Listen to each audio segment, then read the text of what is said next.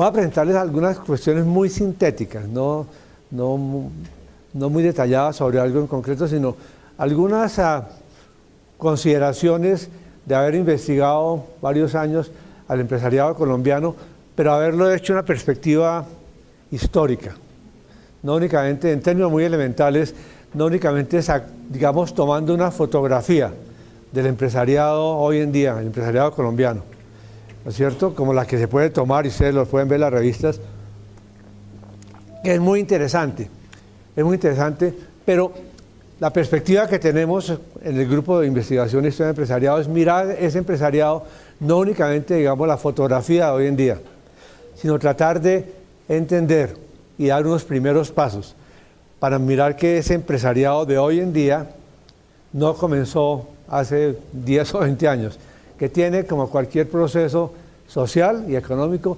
tiene una trayectoria larga.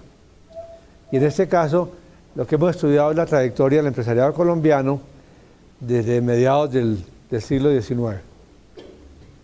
Eso es en síntesis lo que hemos hecho, y voy a hacer referencia entonces de esas investigaciones que comenzamos sí hace bastantes años, pero en la cual lo que tenemos son unos pequeños granitos de arena, comparado con lo que hay en otros países en este campo.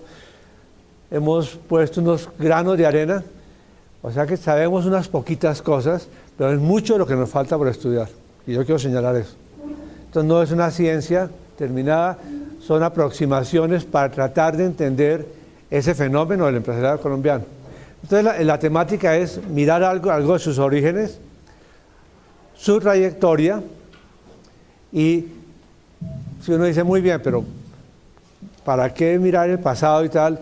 Yo creo que miramos el pasado, miramos la trayectoria, pero con los pies puestos en la tierra, obviamente, pues sobre todo con los pies puestos en el futuro. Lo que pienso decirles a las 8:30, cuando termine, es, independientemente si alcanzo o no a acabar toda la temática, eso no es lo importante, es lo siguiente. Es importante conocer en este campo del empresariado, como en otros campos, en el estudio de la clase media, incluso el estudio de la clase obrera, en el estudio de la sociedad colombiana, es muy importante mirar hacia el futuro, pero uno tiene que mirar hacia el futuro con unas bases serias y sólidas, sin desconocer el pasado. Pero el pasado no es para que unas personas viejas, que ya no tienen nada que hacer, se recreen, se regodeen recordando anécdotas. El pasado es para tomarlo como un insumo, una fuente única de aprendizaje. Y en ese caso, les voy a decir a las 8:30, para quienes estén interesados en el emprendimiento, yo creo que conocer la historia del empresariado de su país, es decir, conocer la historia y las lecciones, llamémoslo así, que nos dejan los emprendedores de este país, conocerla, tener algunas luces sobre eso, es un insumo muy importante para quienes estén pensando en desarrollar emprendimientos, en ser emprendedores, grandes o pequeños, en una u otra actividad. Así como estudian planes de negocios, así como estudian cómo comenzar una empresa y todas esas cosas tan interesantes, yo creo que de estudiar la trayectoria empresarial de este país, uno aprende mucha cosa. Entonces, es una invitación la que voy a hacerles al futuro, a las 8:30, para que la presentación que hago hoy sirva como un aliciente para que ustedes se animen a mirar esos estudios, a inquietarse por saber términos muy elementales. Viva el futuro, muy importante los retos que tenemos en el resto del siglo XXI, pero uno tiene que saber de dónde viene para saber para dónde va. Así de elemental, sin muchos libros ni muchas notas de pie de página. El empresariado colombiano, si quiere enfrentarse a los retos del futuro, tiene que saber de dónde viene y en qué país está parado. Muy bien. Entonces, ¿quién me puede ayudar con pasándola? Sí, fundamentalmente para comenzar una cosa. ¿Qué es el empresariado? En cualquier país, pero en este caso en el colombiano. El empresariado es un conjunto de actores sociales, ¿no es cierto? Y son los siguientes. Obviamente son los empresarios, ¿no es cierto? Hombres y mujeres, grandes y pequeños. Microempresarios son parte del empresariado. Medianos empresarios también. Gigantescos empresarios también. Hombres y mujeres, buenos y malos. Yo creo que insisto mucho en eso. Exitosos y fracasados, pues son parte de, digamos, son parte de ese equipo, los empresarios. Pero lo importante es que ahí no se agota la categoría. El empresariado no es diferente de los empresarios. El empresariado es algo más amplio, porque en segundo término cubre también las familias empresarias. Ya no individuos, sino familias. Sobra decirlo, ¿no es cierto? Y uno puede verlo de las grandes familias, de los grandes grupos empresariales familiares, hasta grupos empresariales más pequeños, hasta familias que ustedes conocen, ¿no es cierto? Que no únicamente es el señor o la señora que son los empresarios, sino es la familia y varias generaciones de la familia. Tercero, obviamente las empresas, que es diferente. Analíticamente es diferente el empresario de la empresa, obviamente. Las organizaciones llamadas empresas, multinacionales, pymes de uno u otro sector en una u otra parte del país, pero se llaman empresas, ¿no es cierto? Y igualmente exitosas y no exitosas, ineficientes y las que ya murieron, las que están en crecimiento y las que no se quieren internacionalizar, pero son empresas. Cuarta cosa, muy importante en Colombia y en América Latina, los grupos económicos, que son un actor central desde los años 70, 1970, un actor central en la economía colombiana, los grupos económicos. Menciónenme ustedes algunos grupos que les suenen. Hoy en día, grupos económicos colombianos. ¿Qué? El Grupo Empresarial Antioqueño, ¿no es cierto? Se llama GEA. ¿Cuál otro grupo? El Grupo Ardila Lule, que es una familia también, es un grupo familiar. El Empresarial Antioqueño no es familiar. Otro grupo económico, no tan grande. Grupo Aval, que es muy grande. Fíjense lo interesante, nuevamente, el Grupo Aval no es de una multinacional, ni de una persona, es una familia. Un gran empresario, Sarmiento Angulo, y su familia, porque los hijos están ya dirigiendo el grupo. Otro grupo no tan conocido, que sea el Grupo Económico. Lloreda. ¿No es cierto? Lloreda. El Grupo Carvajal, bueno, etcétera. Pero son grupos muy importantes. Fíjense que todos los anteriores, ninguno de los anteriores es la IBM. Ninguno de los anteriores es 3M. Ninguno de los anteriores es General Motors. Ninguno de los anteriores es el banco Chase Manhattan Bank. Esas son otras cosas diferentes. Pero son los grupos económicos muy importantes en Colombia, en América Latina. Quinta cosa, parte del empresariado colombiano, las asociaciones de los empresarios, que en Colombia se llaman gremios. Algunos gremios que ustedes conozcan. La ANDI, ¿no es cierto? Otro gremio diferente a la ANDI. ¿No es cierto? La Azocaña, con nombre propio, ¿no es cierto? Hay más de 180 asociaciones. Casi que cada sector industrial, la sociedad, la SAC, la Sociedad de Agricultores de Colombia, ¿no es cierto? ACOPI, la Asociación de los Pequeños Empresarios, todos esos son del mismo equipo, el equipo del empresariado. Y finalmente, fíjense lo interesante, los gerentes. Los gerentes son diferentes de los empresarios ¿en qué? ¿Alguien tiene claro en qué se diferencia un gerente de un empresario? Sí, en una cosa muy importante, es que no es lo mismo ser dueño que ser asalariado. ¿Entiende? Entonces, Luis Carlos Sarmiento Angulo es el dueño del Grupo Aval, ¿no es cierto? Y su familia, una familia de empresarios.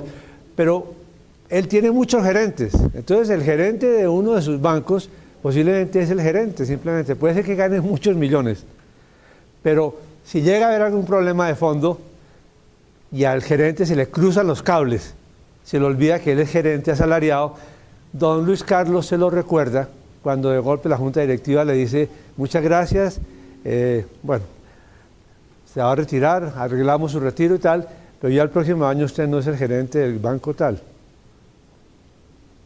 Si al gerente se le ha olvidado eso, se había considerado igual que el dueño, se le han cruzado los cables, obviamente. Que es muy diferente. Por mucho salario que tenga, no es propietario. Es una diferencia central. Y en una microempresa, puede ser que sea muy pequeña, pero el empresario, el microempresario es el dueño de su negocio.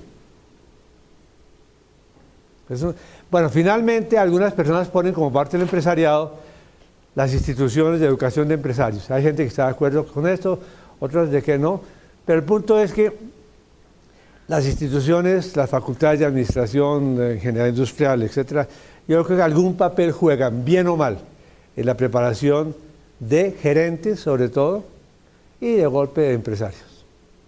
Pero que quede muy claro también lo siguiente, que las facultades de administración, por ejemplo la de los Andes, yo creo que la de acá, no son los voceros de los empresarios.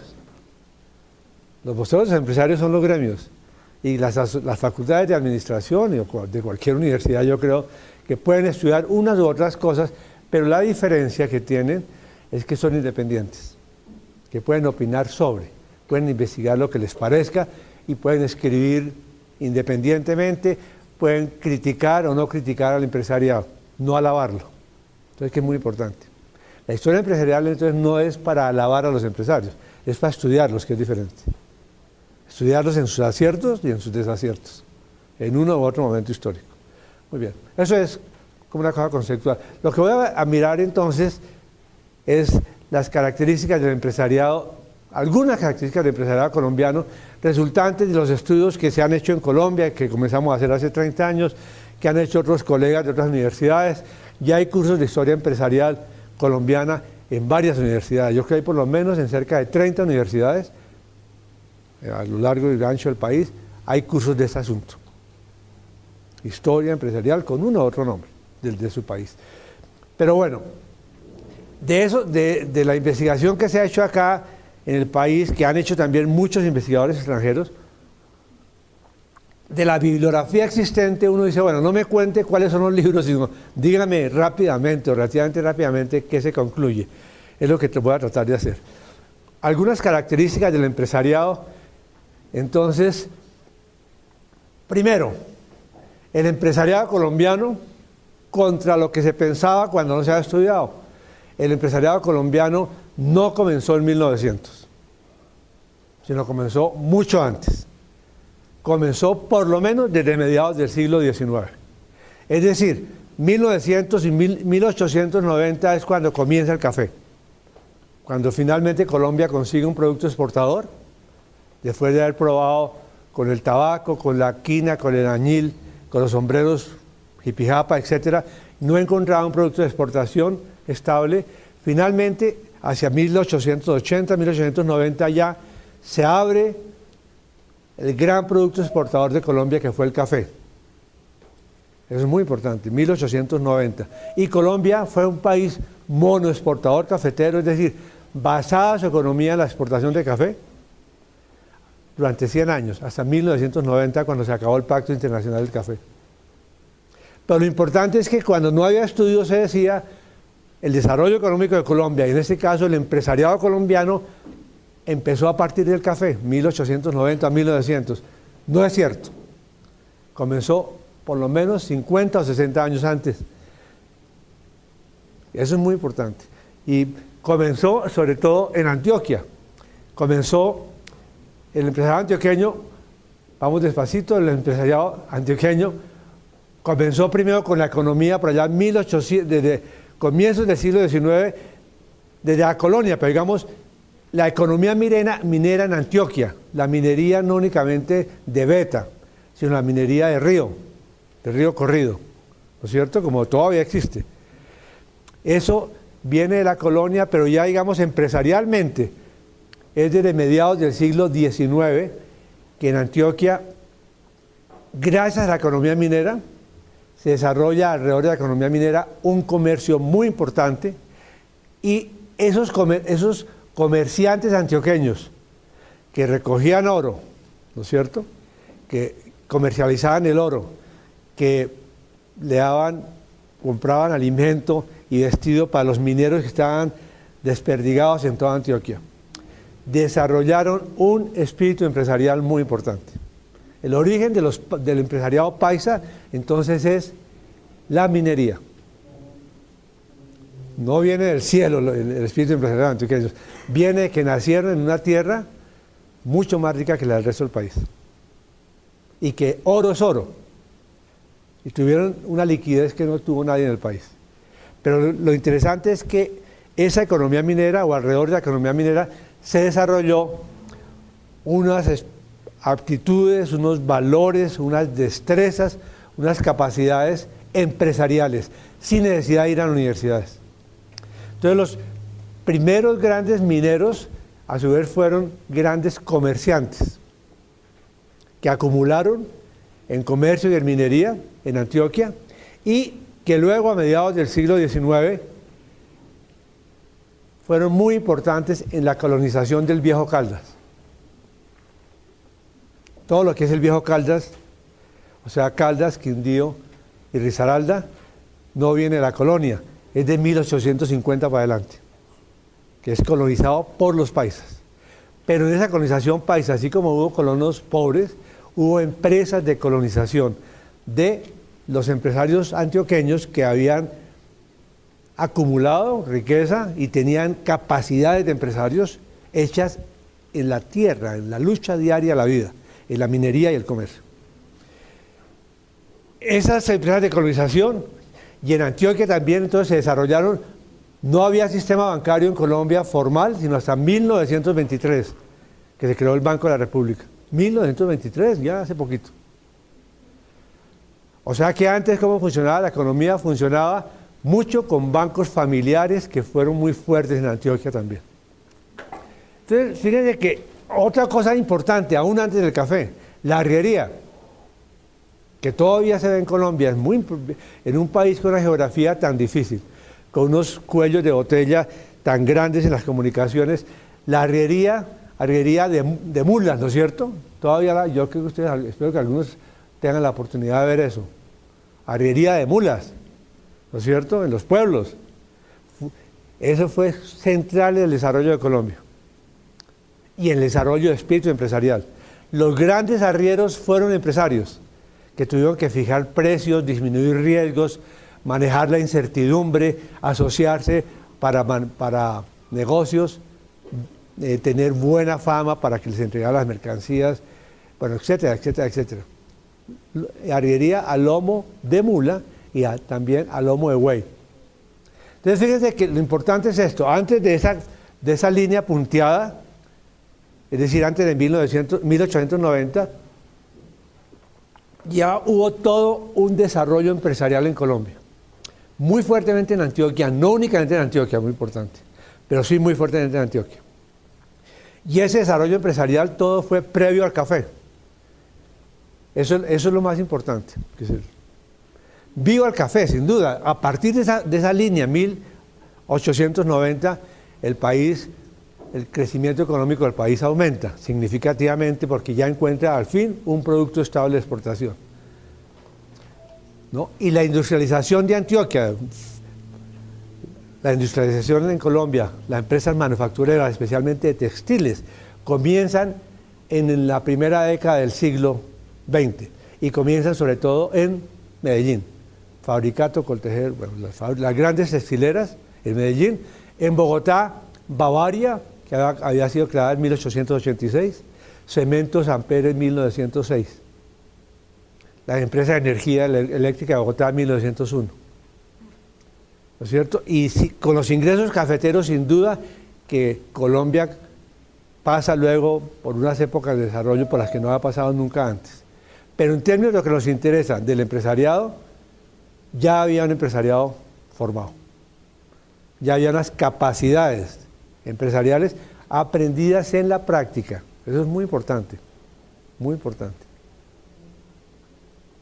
La escuela empresarial antioqueña fue la minería, la arriería y el comercio. Bueno, segunda cosa, sigamos. Primera característica, el empresariado anterior al café y obviamente luego se fortalece durante 100 años. Segunda característica central, en Colombia el empresariado desde el comienzo es un empresariado muy diversificado, diversificado en sus inversiones. Quiere decir tener la plata, no tener todos los huevos en la misma parte, es el dicho colombiano.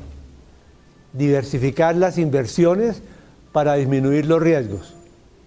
Entonces, el empresariado colombiano, a diferencia de otras partes del mundo, no empezó especializado en la industria, sino que los primeros grandes empresarios de comienzos, de fines del siglo XIX y del siglo XX, y comienzos del siglo XX, eran empresarios que tenían casa de comercio, eran comerciantes, que luego, algunos de ellos, sobre todo en Medellín, establecieron fábricas para producir lo que importaban, para producir telas.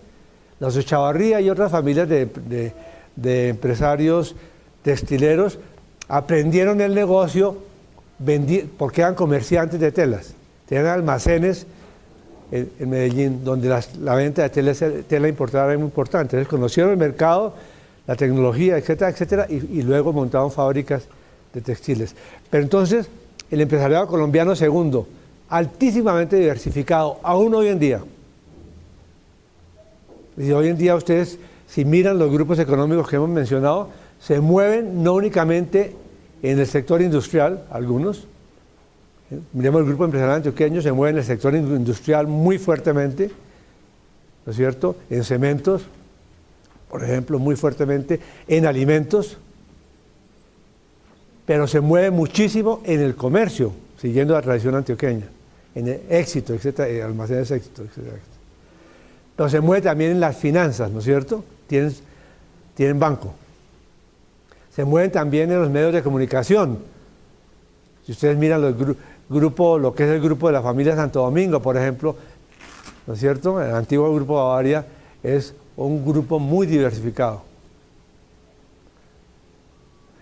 En otras palabras, la idea fue, desde el comienzo, dadas las circunstancias del país, dado el altísimo riesgo, fue no tener todos los huevos en la misma canasta.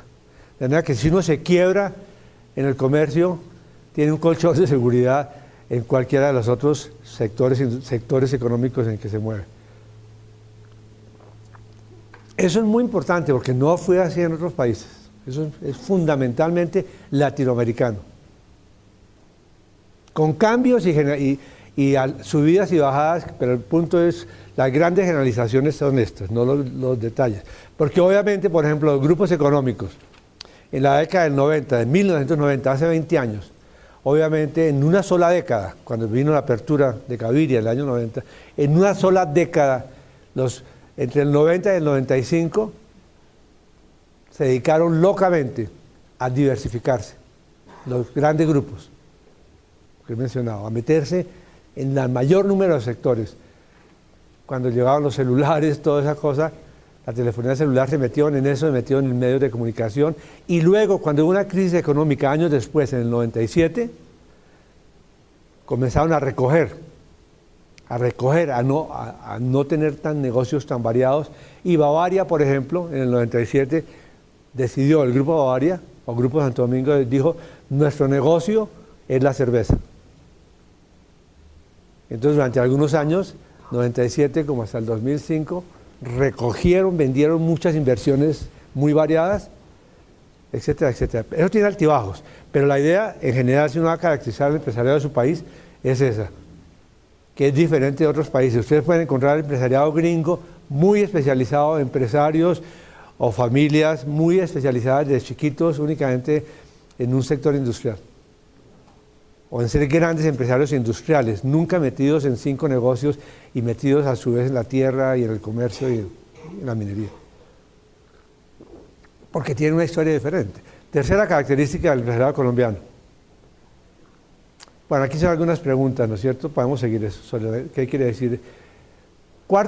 Tercera cosa, central, dolorosamente central a veces. A diferencia de la experiencia norteamericana y europea, en el empresariado colombiano, la posesión de la tierra, como ha sido un factor de acumulación más que en otras partes. Y simultáneamente ha sido un factor de conflicto y violencia desde el siglo XIX.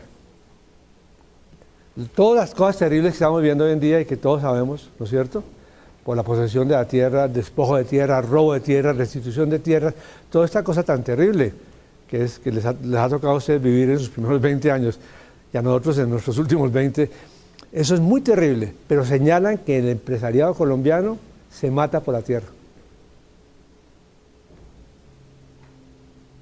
¿No es cierto?, por la posesión de la tierra.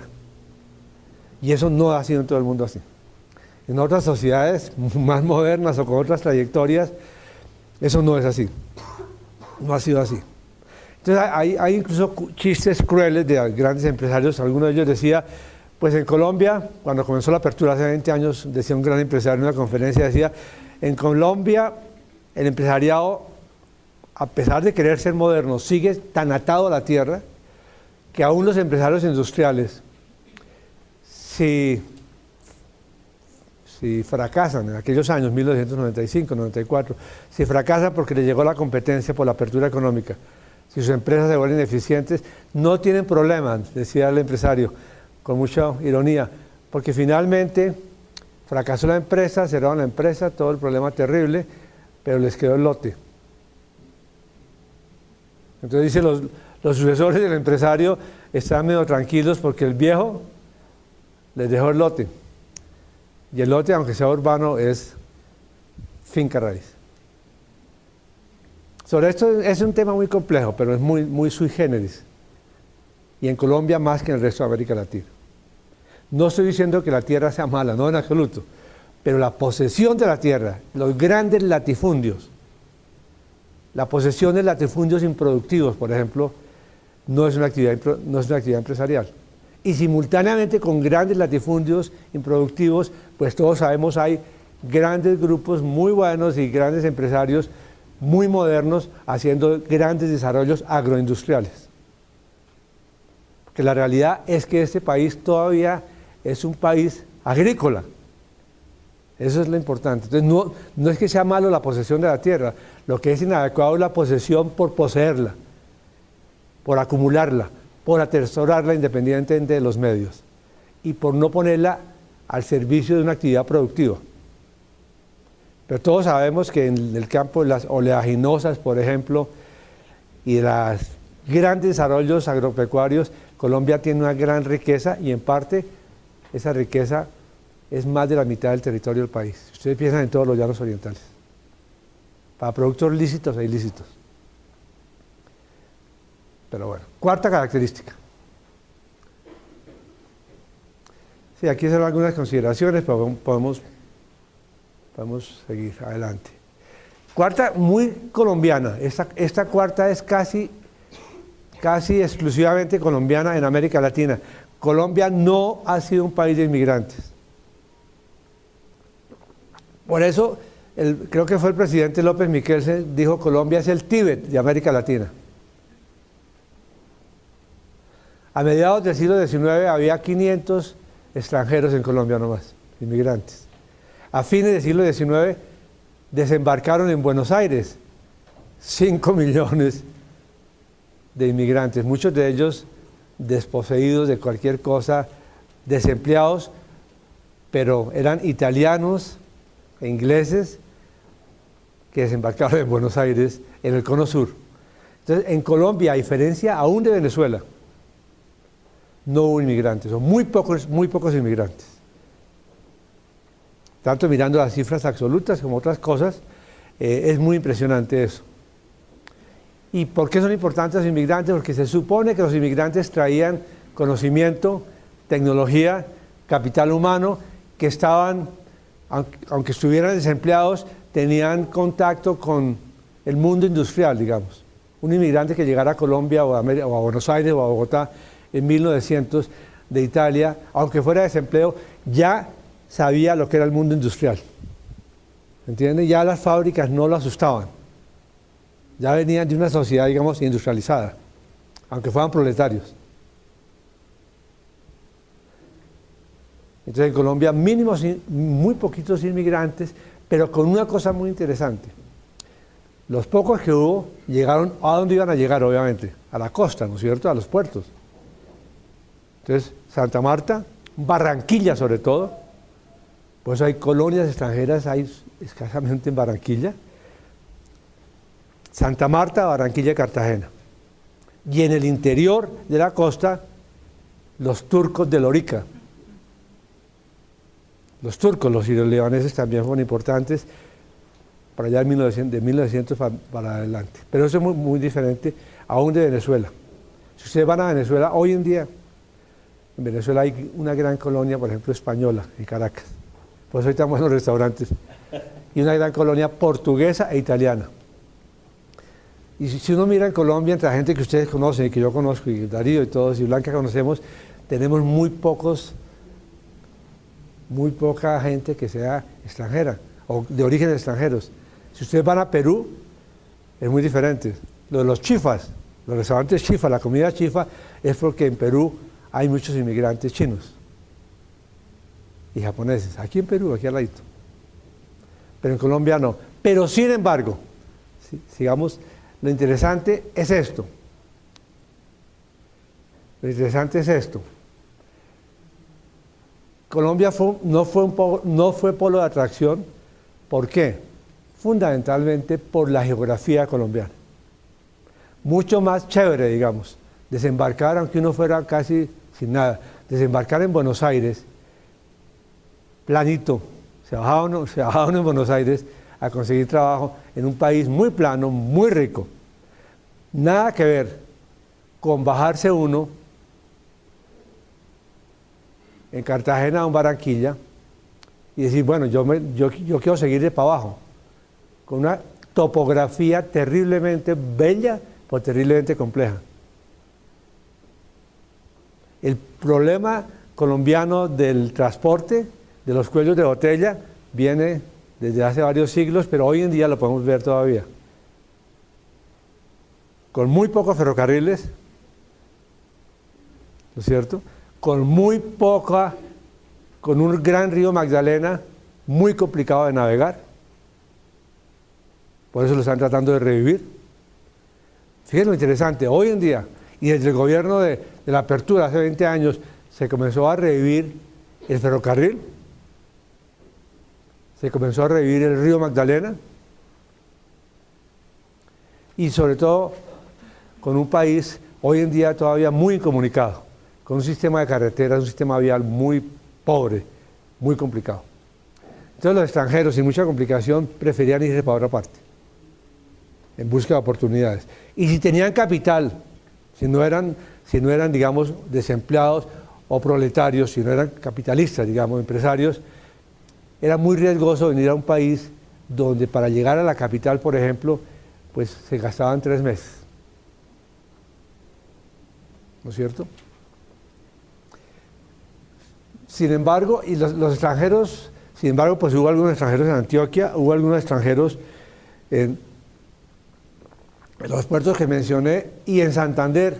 Es tan poca la inmigración en Colombia que uno la puede todavía recordar. En Santander, por ejemplo, todavía uno encuentra unos pocos apellidos alemanes en Santander, porque hubo una misión alemana muy puntual que vino por allá en 1870. Pero entonces esa es una gran diferencia. Lo interesante empresarialmente es que los pocos empresarios que vinieron, los pocos inmigrantes que hubo en Colombia, fueron muchos, generalmente se dedicaban a ser empresarios. Y fueron empresarios muy destacados, porque tenían ventajas obvias. ¿No es cierto? Conocían la tecnología, algunos para el comercio conocían otro idioma, y en Colombia siempre ha habido un especial encanto por los extranjeros. Por una u otra razón, pero a diferencia de otros países donde hay xenofobia, donde odian a los extranjeros, ustedes pueden ver en su vida diaria un extranjero, sobre todo si es mono, ¿no? Ojos azules y no sé qué más cosas, hay un encanto especial de la gente por eso. No los desdeña.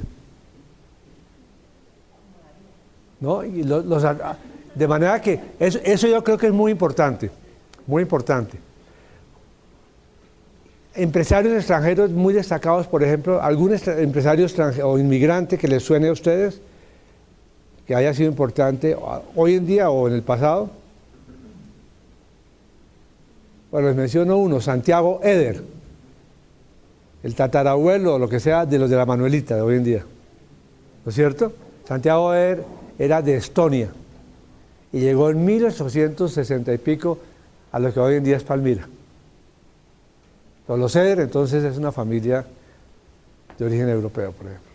Bueno, pero muy pocos. Bien, ¿qué más cosas? Sigamos, otra característica, entonces para no perdernos, anterior al café, posesión de la tierra, algo muy importante, la obsesión por tener tierra, pocos inmigrantes, muy diversificados, los empresarios colombianos, y una cosa fundamental, aquí a la izquierda, muy estrechas relaciones con la política y con el Estado. De lo que muestra la historia empresarial, los estudios es que los empresarios, después de la independencia, ese primer empresariado de la primera mitad del siglo XIX, fue un empresariado que junto con capital económico, desde el comienzo acumuló capital político. Y yo creo que hoy en día sigue siendo así. En otras palabras, el desempeño de la actividad empresarial en la medida en que se crece, la lección que deja en Colombia es que, para bien o para mal, es que se ha hecho con gente que entiende cómo se mueve la política y cómo se mueve el Estado. Y algunos lo hacen corruptamente, pero otra gente lo ha hecho correctamente. Y lo que quiero señalar es que, igualmente lo que muestra la historia del empresariado colombiano, es que hay múltiples formas, ayer, hoy y mañana, múltiples formas de relación con la política. Entonces, que muchos empresarios, si uno les pregunta ingenuamente, ¿usted tiene que ver algo con la política? Obviamente que dicen que no, pero es que la pregunta está mal formulada. Hay que preguntarla inteligentemente. Lo que uno tiene que decir es, señor empresario que está entrevistando o estudiando, muéstreme sus negocios, ¿cuáles son? Entonces, una forma de intervención en la política, obviamente, la más clara, es el ocupar cargos públicos. Obvio, ya sea por nombramiento o por elección. ¿No es cierto? Esa es una forma obvia. ¿Alguien me puede dar algún ejemplo pasado, presente o del futuro, de empresarios que se hayan movido entre ser empresarios y al poco tiempo pasan y ocupan cargos públicos y después se devuelven? Francisco Lloreda, ¿qué ha hecho él? ¿No es cierto? De la familia, una familia empresarial de Lloreda de Cali.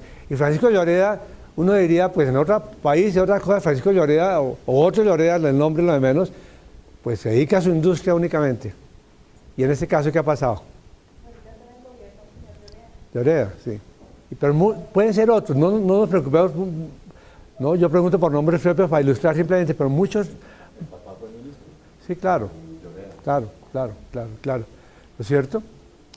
Entonces hay casos muy importantes en Colombia de gente que siendo empresarios o los nombran, que es diferente, para cargos muy importantes en la administración pública, pero incluso algunos que entran en la contienda electoral y son elegidos gobernadores o alcaldes. Pero hay muchos casos también de ministros que pasan de ser, por ejemplo, presidentes de un gremio para defender a los empresarios, pasan a ser ministros de Desarrollo Económico o de Comercio Exterior. Pero bueno, eso es obvio. Lo que quiero señalar es que eso es lo más obvio, pero que intervenir en la política y tener relaciones con el Estado hay otras formas. Y no estoy diciendo que sea ilícito, estoy diciendo que hay formas lícitas e ilícitas, porque son muy importantes. ¿Cuáles serían otras formas? Para un empresario que diga, no, yo no me meto en la política, y uno le diga, ¿cómo que no? Está muy bien, usted nunca ha sido ministro, nunca ha sido gobernador, nunca ha sido alcalde, nunca ha sido desempeñado un cargo en la administración pública, acepto eso. Pero usted sí tiene intervención en la política porque usted, por ejemplo, ¿qué? Por ejemplo, financia las campañas políticas. Si eso no es relación con la política, ¿qué diablos es? Y lo interesante, y no estamos diciendo, para que no haya duda sobre eso, que hay formas lícitas y ilícitas. Pero de hecho, fíjense que hay toda una legislación en Colombia muy clara sobre la financiación de las campañas presidenciales, para ponerle coto a tantos abusos. Pero el asunto interesante es este, que si ustedes, y para la próxima campaña política, si ustedes sondean los grandes grupos económicos en todas las campañas, así como hacen un portafolio diversificado de inversiones, en comercio, lo que estaba diciendo yo antes, igualmente son suficientemente lúcidos, inteligentes y hábiles, y entonces le apuestan a los diferentes candidatos. Entonces, los grandes grupos económicos tienen un portafolio donde dice, vamos a darle los 50% de la financiación de campaña a X candidato, el 20% a X, y en caso de que salga una sorpresa, démosle 10% al tercer candidato. Esa es una forma muy clara de intervenir en la política, ¿no es cierto? Y ocurre no en Colombia, ocurre en todo el mundo. ¿Qué otra forma de intervenir en la política? Importantísima. El lobby o cabildeo, lo que llaman, no el lobby, los cabildeo, el influir sobre la política pública, el tener grupo de profesionales que llaman lobistas o cabilderos, lo que sea, influyendo no únicamente en el Senado y en la Cámara, sino influyendo, empujando en los ministerios para que la política pública y su aplicación lo favorezca a uno. Y nuevamente ahí no todo eso es ilícito, pero hay ilícitos, obviamente. ¿Qué otra forma de intervención en la política? Muy obvia y muy importante. Pues contratar con el Estado. Entonces es muy chistoso el caso de los grandes ingenieros que dicen, no, yo soy puro, yo odio la política, yo no tengo que ver nada con la política, pero simplemente el 90% de mis contratos de carreteras o de acueductos, lo que sea, son contratados con el Estado. Pues es otra forma de intervenir en la política. Y no es mala, es correcta. Ser contratista del Estado. Otra forma de intervenir en la política es ser concesionario del Estado. Las concesiones de las vías, ¿no es cierto? Etcétera, etcétera.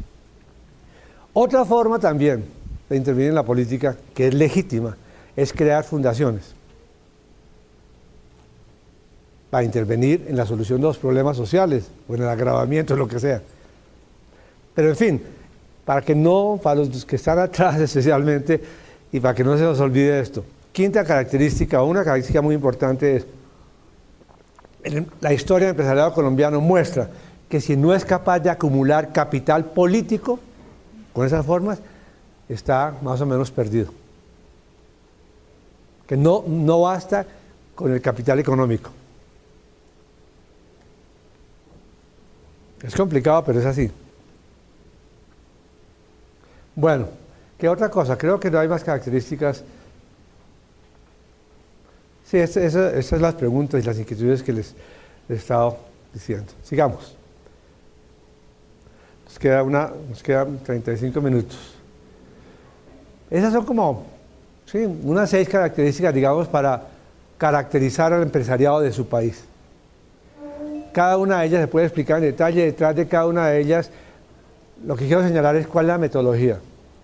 La metodología es haber examinado, mucha gente, muchos investigadores, haber examinado a lo largo del tiempo la literatura que había al respecto, o los proyectos de investigación que se han desarrollado en los últimos 30 años, son los que nos han ido dando lucecitas, ¿sí? Para poder decir algo que hace 30 años no se puede decir casi nada de esto. Hace 30 años, cualquier persona que decía lo que quisiera sobre el empresariado, entre más duro y mejor hablara, la gente más le creía. Si la gente decía, en Colombia los únicos empresarios son los paisas, todo el mundo decía, sí señor, y aplaudían. La investigación ha demostrado que no es cierto, que el empresariado paisa fue muy importante, pero que desde el siglo XIX empresariado hubo en la costa, por favor, en la costa Caribe, obviamente hubo empresariado. En Bogotá menos del que debía haber, pero en Bogotá hubo empresariado. En el Valle del Cauca, en Santander, y que eso no fue, digamos, un don exclusivo o una bendición del Altísimo que cayó sobre Antioquia. Viva Antioquia, sin duda, pero Pero eso no quiere decir que no haya habido un empresariado diferente en algunos casos, pero un empresariado en todas las regiones del país que he mencionado, desde mediados del siglo XIX. En un país que todavía hasta 1900 tenía, digamos, unas tasas de crecimiento económico mínimas. Era todavía muy atrasado su desarrollo económico. Bueno, ¿qué más? Otro puntico importante, tal vez ahí, sí. Una sexta o séptima característica, la importancia y la permanencia de las familias como un actor empresarial muy importante. Mucho más que en otros países. Y esto no es únicamente una característica colombiana, sino latinoamericana. En otros países hace mucho tiempo, en todo el mundo hay empresas familiares, sin duda, pero la familia como un actor central que pasa por muchas generaciones y que es clave en el desarrollo de un país, es algo que se da mucho en Colombia. Entonces ya mencionamos algunos casos de grandes grupos empresariales que son familiares. Pero tanto en la gran empresa como en la mediana y pequeña y en la microempresa, lo interesantísimo y lo fascinante, yo creo, es que la familia es un núcleo muy importante, muy dinámico de actividad empresarial. ¿No es cierto?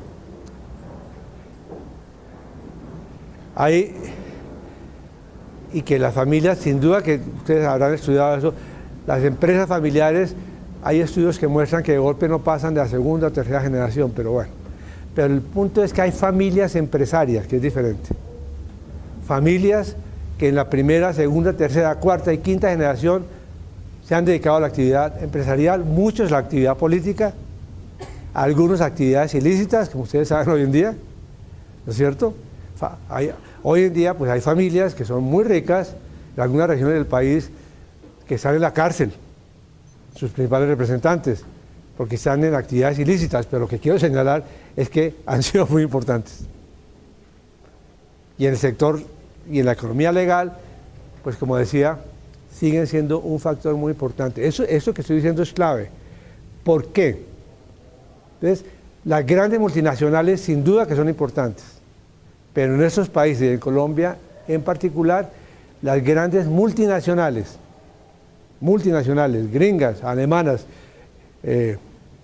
británicas, francesas, las grandes multinacionales no parecerían ser el actor central de la economía colombiana, sino los grandes grupos económicos, muchos de los cuales son familiares. Eso, si ustedes hablan de Colombia, es diferente. Entonces, eso le deja también a uno, le deja preocupaciones, pero le deja también como un mensaje positivo, ¿no es cierto? Es decir, el panorama empresarial para ustedes no es, y para el de otras universidades, no es únicamente pensar en salir a trabajar en una multinacional. Pues si pueden hacerlo, puede ser interesante, pero hay mucho más sectores empresariales donde trabajar en este país. Obviamente en los grupos, obviamente en las grandes empresas, pero obviamente en las pequeñas y medianas empresas que yo creo que hay que fortalecer. Por eso hay todos esos programas que ustedes conocen de emprendimiento, que yo creo que se pueden fortalecer si miran más cuidadosamente cuál ha sido la trayectoria del empresariado del país. Si no se olvidan del pasado. Entonces, si uno quiere fomentar el empresariado, no únicamente tiene que enseñar digamos, alentar la innovación, obvio, alentar la toma de riesgos, claro que sí, alentar la necesidad de asociarse, obvio, alentar la competencia para manejar el crédito, para no caer en manos del pagadiario, etcétera, etcétera, obvio. Pero si uno reduce la preparación de futuros empresarios a eso, a lo económico, está perdido.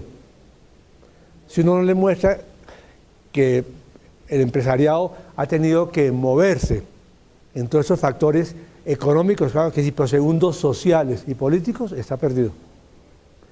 Porque para entender cómo es el país en que uno vive, no únicamente hay que entender la economía. Y el empresariado entonces es un actor económico, político y social. Eso es fundamental, fundamental. No, es decir, no hay que estudiar ciencia política para poder entender eso. o sociología, o únicamente los sociólogos son los que pueden entender la sociedad, y los antropólogos los que pueden entender la cultura. Es una equivocación. Futuros empresarios pequeños tienen que entender en qué país vivimos, y para saber en qué país vivimos tienen que entender alguito de la economía, alguito de las finanzas, alguito de la política, alguito de la sociedad y alguito de la cultura. Ya sean los ricos o los no tan ricos, medianos de uno u otro estrato, si no entienden eso, están perdidos. Porque quiere decir, no sabemos en qué país vivimos. Bueno, sigamos. Muy bien, es una cosa gráfica. Supongamos que alguno de ustedes se ha quedado dormido los últimos 60 minutos, es posible, por la hora o lo que sea. Yo lo despertaría diciendo lo siguiente: miren esa foto. Esos son, vamos a hablar del primer actor, ¿no es cierto? Era empresarios, familias, empresas. Hablemos del primer actor, o sea, empresarios, individuos. Ese viejito a la izquierda está dividido esto en 3 etapas, del 70 al 50, 1870, 1850, primera fila de la matriz, segunda fila de la matriz, 1950, en adelante, hasta 1970, y tercera fila de la matriz, un poquito oscura las fotos, del año 2000 para adelante. Miremos a ver por curiosidad. Primera fila, o sea, empresarios entre 1870 y 1950. Ese señor de la izquierda, con una cara seria, una mirada de empresario que debió ser duro tenerlo como jefe. Si ustedes miran, era duro ese tipo. La mirada de la gente, la foto dice mucho de su personalidad. La foto está muy mala, pero es una mirada, no es una mirada amable, es una mirada de un duro. ¿Quién será ese viejito? ¿Alguien lo conoce? ¿Alguien ha pasado por la calle 116? Calle 116 de la ciudad de Bogotá, ¿cómo se llama? Si uno sube por la 116 hasta la carrera 7 o séptima, hay una casita vieja, ¿no es cierto? ¿Cómo se llama? Una haciendita, es un centro comercial. Esa era una de las casitas de don Pepe. Pues sí, esa casita. No. Y si uno sigue por la carrera 7, séptima, hasta la calle 92, por donde bajamos con Blanca, esta mañana que me trajo, Blanca y todos ahí, 92 con séptima, ¿qué hay? Un parquecito. El museo del Chico era la otra casita de don Pepe. Ojalá entren porque es un parque público, no es privado, no es para los del barrio Chico en absoluto. Los del barrio Chico de golpes son ágiles y habilidosos y han desatado la idea que es un parque de ellos, es un parque público. Y ahí en ese parque público está otra casita de don Pepe, llena. Ustedes entran al museo y el museo es lleno de, ¿ustedes saben qué es porcelanas? Todavía conocen porcelanas, vajillas, ¿no es cierto? No, es que ya no se usan, pero es una colección de las vajillas y porcelanas que las hijas de don Pepe acumulaban en sus viajecitos a Europa. Don Pepe murió en 1920. Fue el hombre más rico de Colombia y fue el hombre más tacaño de Colombia también. Don Pepe se llamó el campesino millonario. ¿Sí? Dueño de gran parte de la sabana de Bogotá, era paisa. Comenzó como arriero en Medellín, cerca de Medellín, no recuerdo el nombre del pueblo donde él nació, pero comenzó en la tierra, luego fue el gran concesionario del aguardiente, o sea, el equivalente a las empresas licoreras de los departamentos. Fue el concesionario más grande del aguardiente de caña.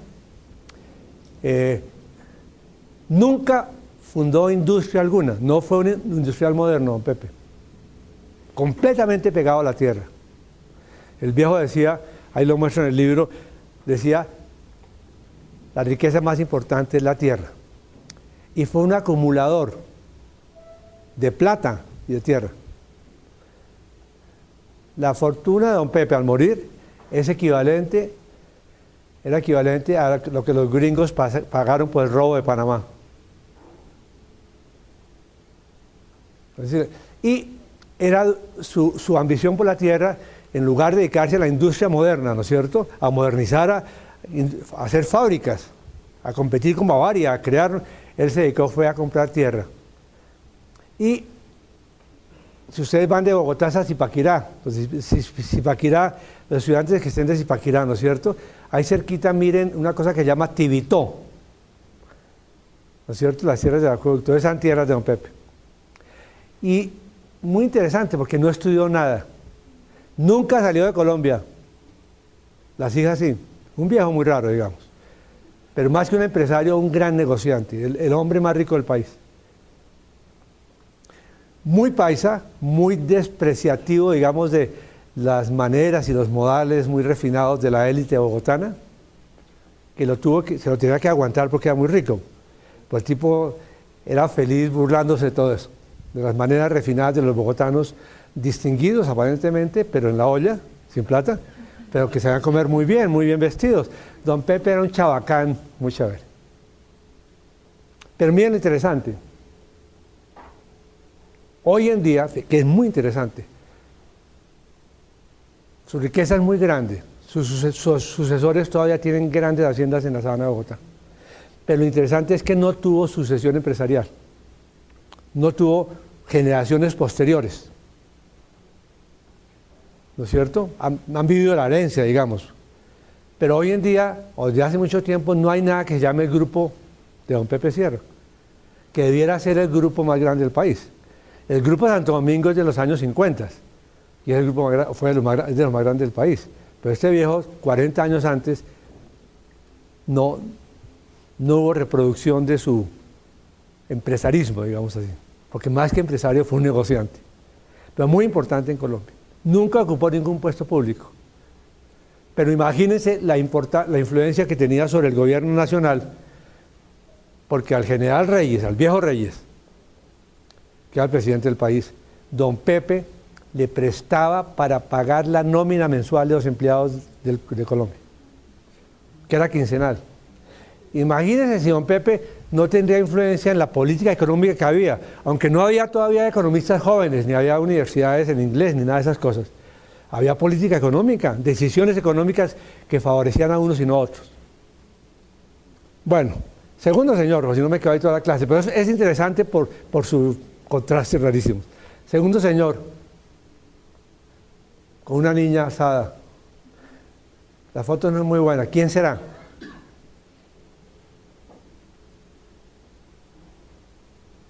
Bueno, es un señor Samper Broch, la familia Samper, fundadores de dos cosas centrales en Colombia. La empresa de energía eléctrica de Bogotá, el Charquito, que fue clave en una ciudad no se puede industrializar sin energía. Y segundo, fue clave en algo que ustedes lo ven todos los días en Bogotá, Cemento Samper. ¿No es cierto? Si ustedes pasan por la calle, nuevamente los rastros físicos son muy interesantes. Si pasan por la carrera séptima con calle 134, si pasaban, bueno, tal vez no han nacido varios, pero los más viejos de ese curso, los mayores, cuando pasaban por la séptima por 134, ¿qué veían? Unas góndolas, un cable aéreo que llevaba el material, el cemento, el material y los implementos para la fábrica de la calle 134 con séptima a la fábrica, a la mina de La Calera, de la empresa de Cemento Samper. Estos son también los antecesores del presidente Ernesto Samper. Y fueron los fundadores de la segunda industria más importante de la ciudad de Bogotá, que fue los cementos. ¿No es cierto? A diferencia de don Pepe, estos tipos habían estudiado en Inglaterra. Todos los 5 hermanos Samper Broch estudiaban en Londres. Eran cosmopolitas, eran refinados, bueno, toda esa cosa. Pero nunca tuvieron tanta plata como don Pepe. Y después se destacaron en la política, en la cultura, no únicamente el presidente Samper, con lo controvertido que sea, sino otras ramas de su familia se dedicaron a la cultura, fundaron colegios para los ricos, etc. Fundaron el colegio, casi nada, fueron muy importantes en la fundación del Colegio Anglo-Colombiano, bilingüe, del año 59. ¿no? Y son todos importantes en la sociedad colombiana, bogotana, digamos. Pero fueron sobre todo innovadores, trajeron tecnología y fueron cosmopolitas. Tercer señor, es otro viejo, de pelo blanco, duro también, don Eder, ese es Santiago Eder, el fundador de la Manuelita, que yo lo mencioné hace un rato. Sí, de Manuelita. Colombinas son los Caicedos, la Manuelita son los Eder. Pero también lo importante, que yo todavía para hablar de Manuelita hablo de los Eder, o sea, hay una familia llamada Eder, que va en su quinta o cuarta generación, y uno de ellos es consejero del presidente Santos, el joven Eder, uno de los jóvenes. Pero lo que quiero señalar es que este era europeo, hablaba varios idiomas, era sofisticadísimo, era abogado de la Universidad de Harvard. Fue cónsul de Estados Unidos en Palmira, en Buenaventura. Fue de los fundadores prácticamente de Palmira. Bayuno, ¿no es cierto? Muy bayuno toda su descendencia. Pero miren lo interesante de este viejo, la sede de sus negocios, para preservarlos de las guerras civiles, la sede jurídica de sus negocios era en Nueva York. Y fueron también muy cosmopolitas, muy gringos, hablaban en inglés, todo eso. Pero hicieron una gran cosa a diferencia de don Pepe. Los Eder crearon un ingenio moderno, una fábrica moderna, no un trapiche de caña como don Pepe, una fábrica moderna de azúcar, que fue la Manuelita en 1901, que abrió todo el desarrollo modernísimo del Valle del Cauca. Después vinieron los Caicedos, 20, 30 años después. Y todos los grandes ingenios modernísimos del Valle del Cauca, que es pura industria, agroindustria. Pero muy diferente manejar, lo que quiero señalar es esto, la diferencia entre un empresario, Eders, la familia Eder, el viejo Eder y sus hijos, muy diferente ser un empresario a ser un negociante. Don Pepe mucho más rico que los Eder, pero don Pepe lo único que hacía era comprar tierras bien compradas, ventajistamente, sacar a la gente de los negocios, pero nunca tomó los riesgos de traer maquinaria al lomo de mula. La maquinaria de Cemento Samper y la maquinaria de la Manuelita se trajo al lomo de mula. ¿Ustedes se imaginan lo que era eso? No, las mulas, no humanas, sino las mulas, los animales, no únicamente traían santos, no presidentes santos, sino estatuas de santos, ¿no? Pianos, toda esa cosa, para la gente rica de las ciudades, para las élites, sino traían maquinaria. Ustedes imagínense lo que fue traer desde Barranquilla, o desde Buenaventura, en el caso de Cali, desde Barranquilla, traer la maquinaria para montar en la calera Cemento Samper. En barco hasta Barranquilla, después en barco a vapor hasta la Dorada, creo. ¿No es cierto? No, hasta la Dorada no, hasta Honda, perdón. Y luego de Honda para arriba, para Bogotá, hasta Faca, a lomo de mula. Calderas, pedazos de calderas. Y ya en Faca podían traer ya en ferrocarril. Pero es muy diferente eso a estar sentado uno diciendo, valorizo la tierra, ¿no? Saco a este viejo del negocio y le compro barato. Hay una anécdota muy interesante sobre Sierra que es esta. La sociedad de Bogotá no lo quería. Entonces, cuando compró la gran finca del Chicó, que es todo lo que se llama en Bogotá el Chicó, la gente bogotana de la élite decía, bueno, al fin este viejo hizo un mal negocio, qué alegría. Le metió un gato por liebre, le vendieron unas tierras muy caras. Y el viejo dijo lo siguiente, dijo, mire, piensen lo que quieran. Lo único que les digo es que la finquita que compré, o sea, el Chicó, queda sobre la carrera séptima. ¿Entienden lo que quiere decir? ¿Por dónde se desarrolló Bogotá? La carrera séptima. Aún hace 20 años, lo que es Unicentro, había todavía lotes de las fincas de Sierra. En Unicentro, calle 127 con carrera 9. Entonces dijo, digan lo que quieran, pero yo como que tengo buen ojo, ¿para dónde va la ciudad? La ciudad no iba para el occidente, iba para el norte. Bueno, eso es. El tercer señor, esos señores aquí, lo que se alcanza a ver es unos tipos con sombrero, ¿no? Con corbata, sentados en ¿qué será? Es que la foto no es muy buena. ¿En bultos de qué? No son bultos de cerveza, no bultos de la cerveza, eran cajones. Era de un producto agrícola que se puede meter en bultos. ¿Bultos de qué? No es de marihuana, no. No de cocaína, tampoco tan descarados. No, bultos de café. Esta bellísima foto, ¿sabe de quiénes son? Los grandes cafeteros de Manizales, oigan eso, 1910. En que la economía del país, 90% de los ingresos era café. Y estaban desde Manizales conectados, oigan eso lo interesante, no estaban conectados por smartphone, no. iPhone, no había todavía eso. Escasamente había telégrafo, pero Manizales, oigan lo interesante, vinculado a la economía mundial, todos estos viejos cafeteros de la foto, en Manizales vivían todos los días pendientes del telégrafo, el telegrama, donde decía, ¿sabe qué decía? O el telex después. ¿Cómo fue la cotización del café en la bolsa de Nueva York ayer? Muy interesante, porque ese era el negocio, exportar café.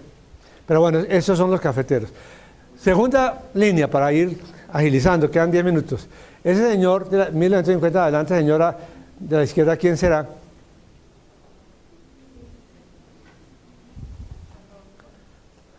Tiene unas tierritas por aquí cerca a la izquierda, bajando por la 80 a la izquierda. Y a la derecha el Dorado, unas tierritas que se llaman, ¿cómo se llama ese parque? Sí, señora, Florida. Ese parque de la Florida lo donó él cuando fue alcalde. Fue alcalde de Bogotá 4 veces. No, Jaime Castro no. Fernando Masuera Villegas. Si ustedes van por Bogotá, encuentran de diferentes estratos urbanizaciones con una M muy grande, ¿no es cierto? Mazulén. La M es la M de Masuera. Pues este viejo fue un gran empresario de la segunda, digamos, del 40 para adelante, 40 hasta el 70. Pero lo interesante es que tuvo una fábrica de medias, básicamente, que lo hizo muy rico, y luego se dedicó a la urbanización. Compró los terrenos por donde iba el aeropuerto El Dorado, que son los de Modelia, y se desarrolló, se dedicó no a vender y comprar únicamente como Don Pepe, sino a urbanizar, que ya es un negocio más productivo, digamos, más empresarial. Pero lo que quiero señalar es que fue 4 veces alcalde de la ciudad de Bogotá. Hizo una cosa muy importante que queda en la 26, la calle 26. No, perdón. En la calle 26 el tipo hizo el hueco de la 26. La gran avenida 26 que el reciente alcalde la tumbó, el hueco de la 26, que era una cosa muy moderna, ¿no es cierto? Entre la calle Tercera y la carrera 14, la Caracas, lo hizo Masuera. Con el susto de todos los bogotanos que decían Masuera se volvió loco. ¿Cómo van a hacer un hueco? Una autopista subterránea, y la hizo Masuera. Es un tipo muy contradictorio, muy interesante. ¿El otro tipo quién es? Más conocido de ustedes. Segundo, ese viejo de pelo, Hernán Echavarría, Olózaga, puro paisa, uno de los dueños, la familia, su familia de la organización Corona. Azulejos, Corona, etcétera. ¿No es cierto? Que después se metió en el comercio hace 20 años. Y que tiene una fundación, que se llama la Fundación Corona, que está cumpliendo 50 años. Echavarría también muy interesante, porque fue muy empresario industrial, pero sobre todo fue un dirigente empresarial. Y fue ministro de Obras Públicas del viejo López Pumarejo en los años 30.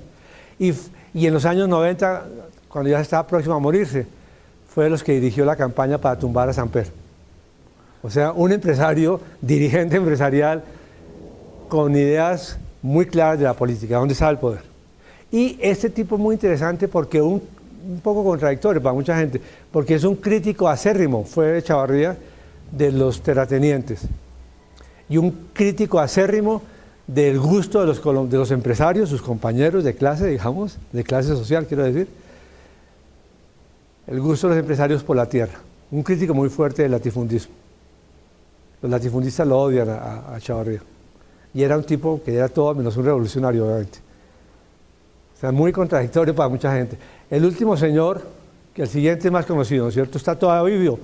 Echavarría murió hace 3 años. ¿El siguiente tipo quién es? Ardila, ¿no es cierto?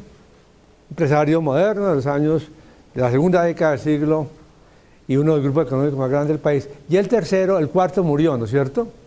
Que es Santo Domingo, que murió hace 3 años. Puro empresario industrial, pero cabeza de uno de los grupos más grandes del país por mucho tiempo.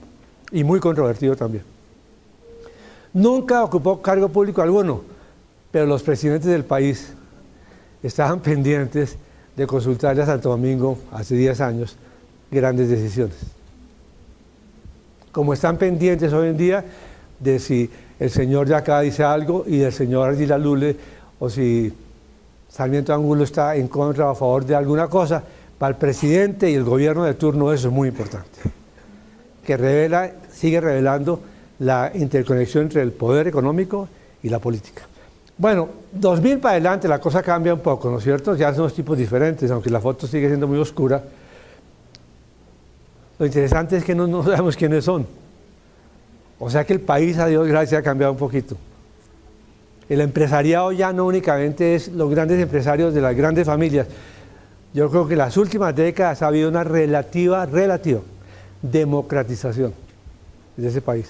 En medio de todos los problemas, una relativa democratización que en el caso del empresariado se revela en que hay unos nuevos sectores empresariales que son jóvenes, que no figuran socialmente, que han experimentado movilidad social, pero que tienen 2 características muy importantes. Primero, son muy jóvenes y segundo, son tecnológicamente y profesionalmente sofisticados. O sea, han experimentado movilidad social, pero sobre todo tienen mucho conocimiento y creen mucho en la tecnología. Y esas fotos vienen ¿de qué? Vienen de ganadores de esos concursos que hacen para nuevos empresarios, donde afortunadamente no les preguntan de qué familia son, que esa es la pregunta más estúpida que hay. La pregunta de una sociedad atrasada es, ¿usted de qué familia es? La pregunta en la sociedad moderna, democrática, es ¿usted qué ha hecho?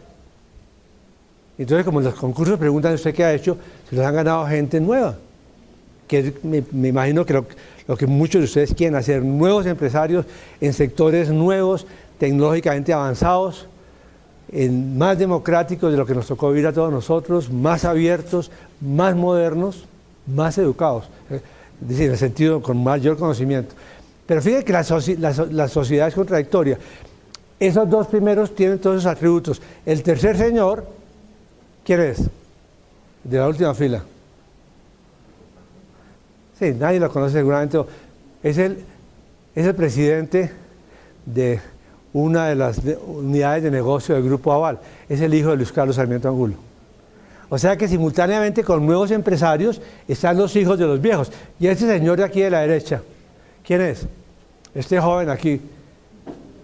Pues es el hijo del señor de arriba. Ese es Alejandro Santo Domingo, el hijo de Julio Mario Santo Domingo. 35 años y va a ser como su padre. Heredó todo eso. Pero lo que quiero señalar es que lo interesante de esta pobre sociedad colombiana es que fíjense que hasta arriba eran como de la misma clase social, hasta la segunda fila.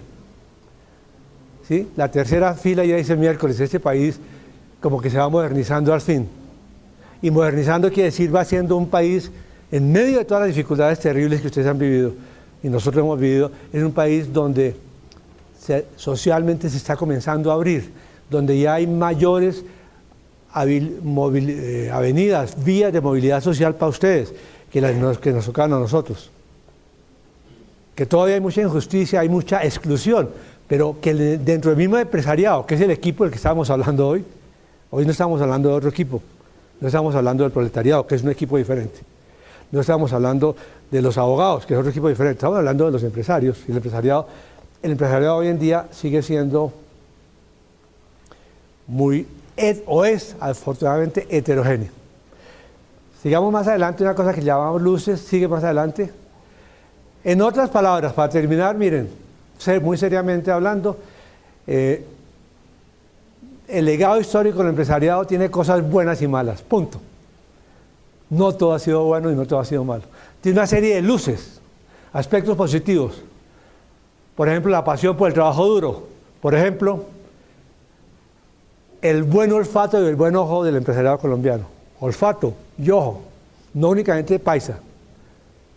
Olfato. Uno puede estudiar mucho por no tener olfato para los negocios. Yo soy un pésimo para los negocios. He estudiado mucho, y yo admiro a la gente que tiene olfato, saben dónde ponen las garzas, ¿cierto? ¿Dónde están las oportunidades? Tercera cosa muy positiva, su capacidad de ser adaptables y haber respondido positivamente, no morirse en el camino, frente a la inestabilidad de las instituciones colombianas.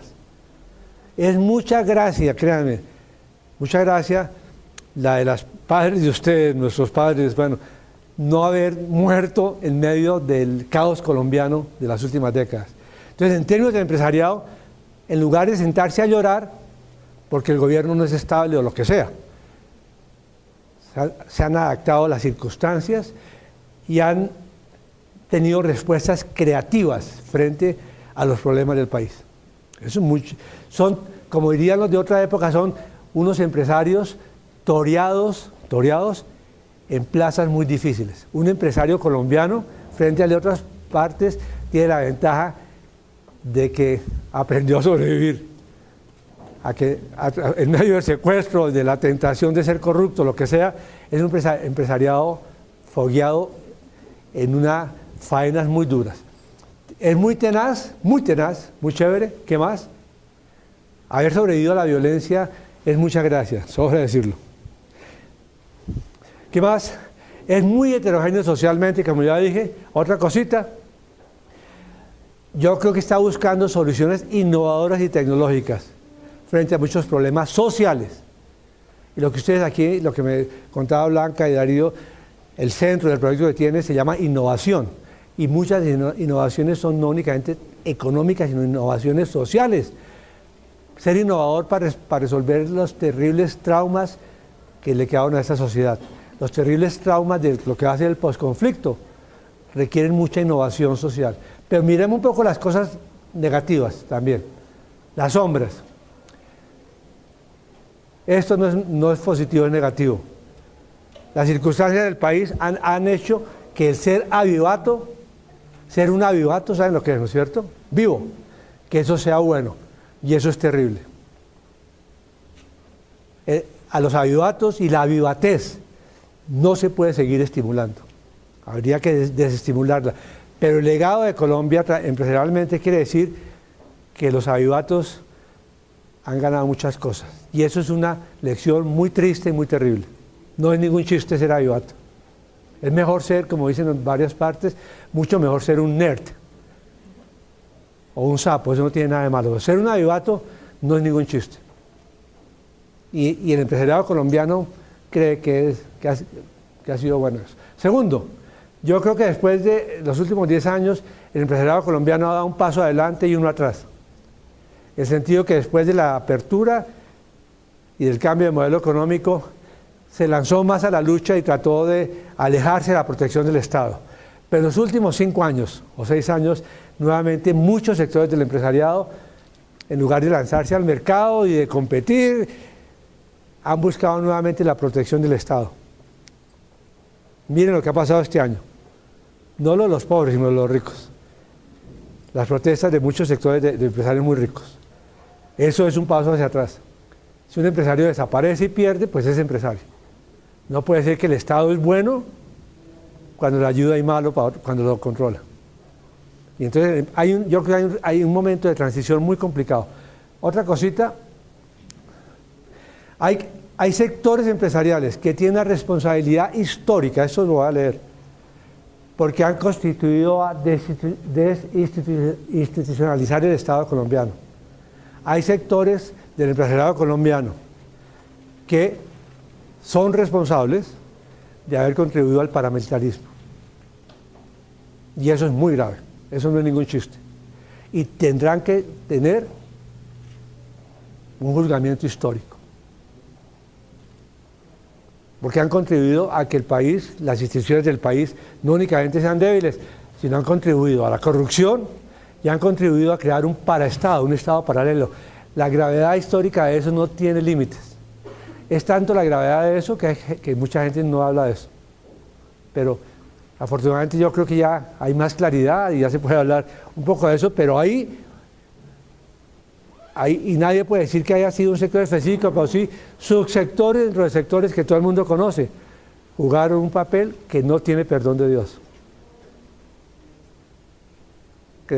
Alentando masacres, alentando el paramilitarismo. Eso no tiene perdón de Dios. Y hay sectores que estudian eso. ¿Qué más? Y hay otros también que se aliaron con el narcotráfico, o están aliados con el narcotráfico, tampoco tiene perdón. El daño que le han hecho al país es tremendo. Y fundamentalmente, y aquí termino, porque los sectores que han incurrido en esto, por ejemplo, en la plata fácil, el dinero fácil, por encima de la vida, lo que esos sectores dejan es, no, obviamente son unos sectores nomás, pero dejan una enseñanza muy terrible. Y para ustedes, que uno tiene que llamar la atención, no es posible que el fin, enriquecerse, justifique los medios. Eso no es posible. Si uno sabe mucho y es muy sofisticado y habla en inglés y todo, pero cree que enriquecerse, independientemente si la vida de los demás está en el camino, ¿no es cierto?, o los valores de la sociedad están en el camino, eso es tremendamente grave. Ya hay gente que cree algo así. Entonces, yo creo que una herencia terrible en narcotráfico, por varias generaciones, a mí me alcanzó a tocar, a Darío, y a ustedes les ha tocado un coletazo de eso, es la idea de que con tal de hacer plata, no importa cómo. Eso no puede ser posible. Entonces, ese es como, y aquí termino, ese es el panorama del empresariado, algunas cositas que nos enseña la historia, y la historia empresarial, y una invitación a que ojalá ustedes estudien eso, lo que quieran. Ahí está la bibliografía, están los libros, hay muy buenas biografías de empresarios ya, serias, críticas, hay buenas historias de empresas, serias, críticas, hay buenas historias de la formación del empresariado, hay cursos de esto, donde se puede mirar eso calmadamente. Ojalá ustedes se animen a estudiar eso, y segundo, los que tengan en su panorama de vida ser empresarios, emprendedores, ojalá eso les sirva también. La necesidad de no únicamente mirar lo económico, pero muy a lo último les digo para todos ustedes, los que quieran ser asalariados y los que quieran ser emprendedores, por favor, ustedes tienen una responsabilidad histórica que es esta. Lo que yo creo que les dejamos nosotros, otras generaciones a ustedes, es una sociedad vuelta a nada. Es decir, con un empresariado interesante y tal, pero una sociedad donde hay unas cosas terribles.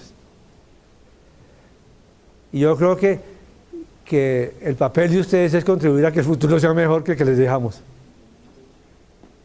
Y por eso, digamos, pensando en el futuro, digo, en décadas, ustedes nacieron en una sociedad donde ya el narcotráfico estaba muy metido, donde la violencia era parte diaria de la cosa, pero yo creo que ustedes van a poder desarrollarse, espero, en una sociedad donde haya una situación de posconflicto. Pero eso requiere, no únicamente las universidades, sino de cada uno de nosotros, requiere un estado de comprensión, tolerancia e inteligencia colectiva que no es fácil. Ya sea que ustedes vayan a empresas grandes, chiquitas, de forma la propia, tienen que entender que van a estar en una sociedad de posconflicto y eso se va a durar varias generaciones en sanarse. Muy bien, gracias.